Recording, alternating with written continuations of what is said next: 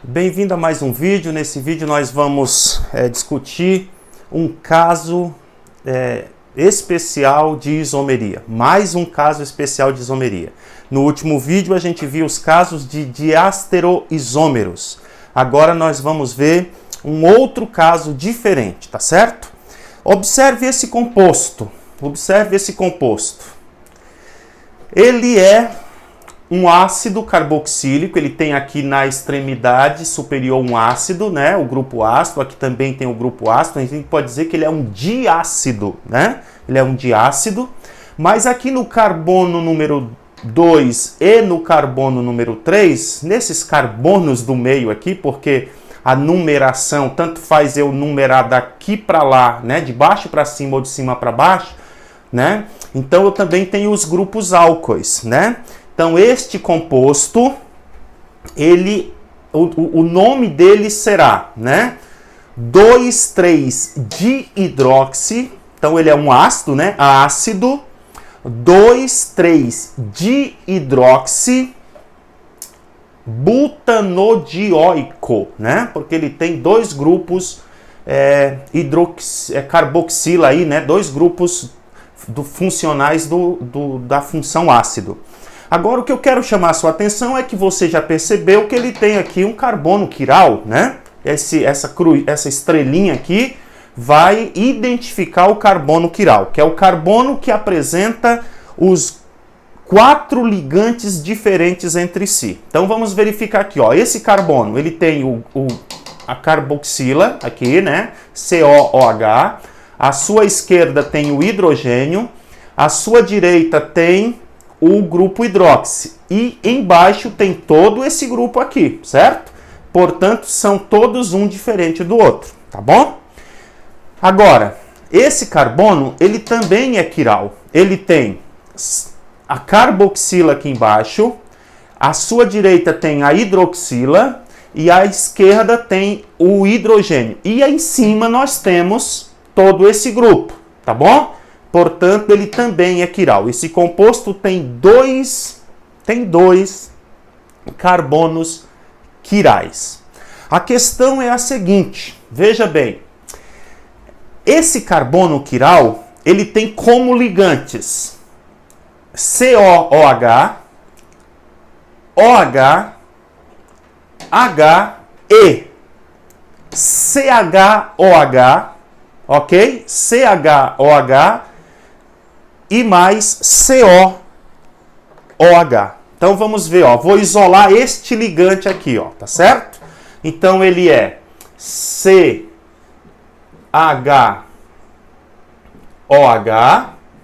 certo?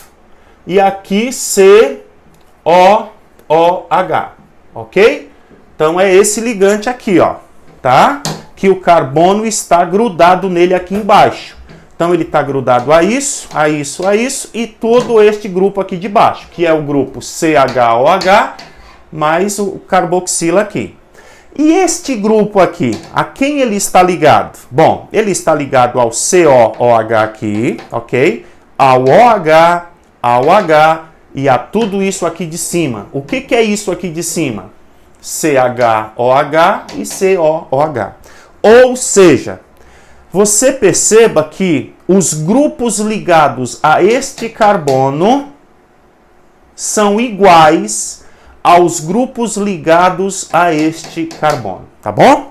Então nós temos aí dois átomos de carbono quirais, né? Dois átomos quirais, só que eles são iguais, um é igual ao outro, tá bom? Então vamos ver aqui, olha só o que a gente pode refletir sobre esse composto aí, analisar esse composto. Bom, primeiro, tem dois carbonos quirais iguais, ok? Tranquilo? Nessa primeira parte aí, né? Dois átomos de carbono quirais iguais, os dois são iguais, tá? Tem os mesmos grupos ligantes, tá? Que mais? Ora, os dois têm a mesma influência sobre o plano da luz polarizada, tá bom? Então, se esse aqui, ó, desviar, sei lá, x graus, esse também vai desviar quanto? X graus, tá? Então, os dois carbonos, eles têm a mesma influência sobre o plano da luz polarizada, já que eles são exatamente iguais, eles têm os mesmos vizinhos, eles têm os mesmos grupos ligados a eles, tá bom?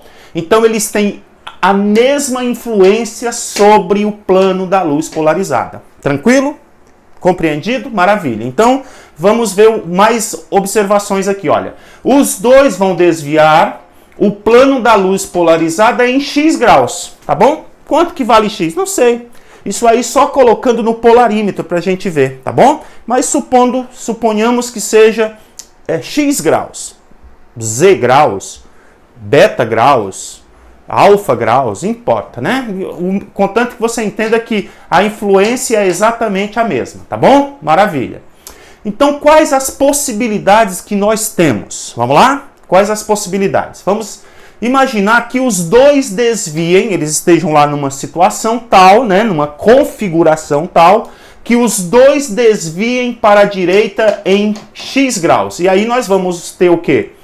Um desvio para a direita em 2x graus, ok? Então essa aqui é a primeira possibilidade, que eles desviem para a direita 2x graus.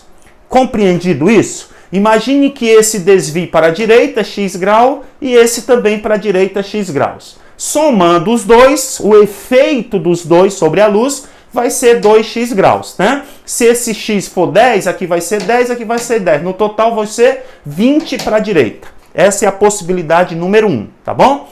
Vamos considerar aqui a possibilidade número 2. Qual será? Que os dois desviem para a esquerda em x graus, tá bom? Então imagine que esse aqui desvie 10 graus para a esquerda, esse também 10 graus para a esquerda. Quanto que vai ser o desvio total? 2x. 20 graus para a esquerda, tá certo? Né? Vai depender de quanto vai valer esse x, mas esse x tem que colocar lá no polarímetro para saber. Então essa é a segunda possibilidade. Vamos lá recordar? Primeira possibilidade, que os dois desviem para a direita ao mesmo tempo. Segunda possibilidade, que os dois desviem para a esquerda ao mesmo tempo. Maravilha? Bom, e a terceira possibilidade, qual é a terceira possibilidade? Isso mesmo, que um desvie para a direita e o outro desvie para a esquerda, certo? Então imagine, ó, que um desvie para a direita mais x graus e o outro desvie para a esquerda menos x grau. Então, nesse caso, o que nós vamos ter? Um anulando o outro, um anulando o outro. De forma que o composto, né, nesta condição em que um carbono desvie para a direita e o outro para a esquerda, nós vamos ter um isômero inativo. E esse isômero inativo, ele vai se chamar meso. Quando é que eu terei um isômero meso? Quando eu tiver uma compensação do efeito internamente na própria molécula. Para eu ter isso, eu vou precisar que a cada carbono eu tenha os mesmos grupos ligantes. Claro que, para que eu tenha essa condição, eu preciso ter nas extremidades o mesmo grupo, tá?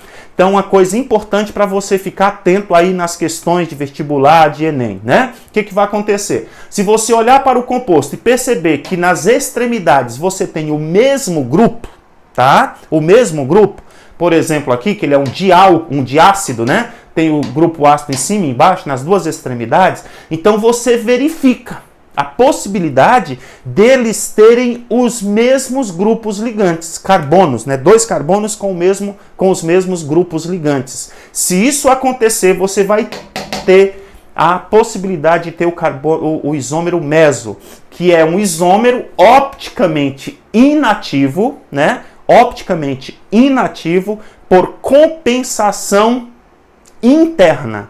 Não entendi, professor. É o seguinte, nós temos a mistura racêmica, certo? A mistura racêmica é a mistura do destrógeno e do levógeno. São duas substâncias. Uma cancela o efeito da outra. A mistura racêmica, ela é opticamente inativa por compensação externa dos dois dois isômeros, né? Do levógeno e do destrógeno, dos dois enantiômeros. Agora, aqui não.